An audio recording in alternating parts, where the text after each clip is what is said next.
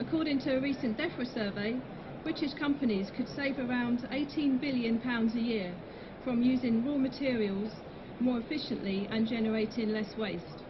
We've got three speakers for today's session. First is Dr. Stephen Bass, who is Project Lead for Resource Efficiency, Resource Security and Eco-Innovation at Defra. We've really started from the position of establishing the business benefits of resource efficiency, and in 2007 our first major study on this identified that there were around £6.5 billion per year of savings to be made across the economy to companies through really simple resource efficiency measures, things that pay back within a year.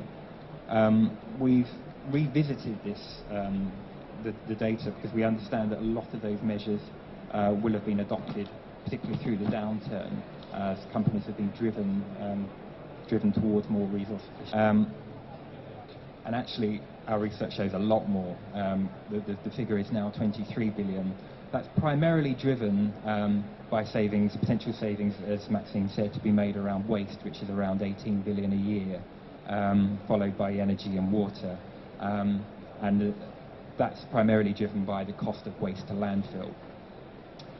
We've also reflected, as well as the business benefits, the cost-saving benefits on this slide, the environmental benefits in terms of carbon savings, which are equivalent roughly to about 4% of total UK carbon emissions.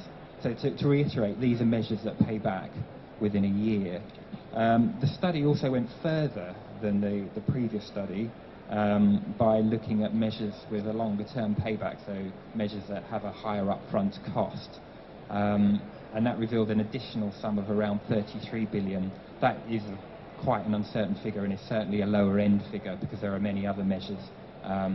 We've just taken a sample across a range of potential measures. There are many other measures and innovations that we can't quantify at this stage, of course. And I guess, for context, 23 billion across the sectors that we looked at is equivalent to around 5% of gross profits.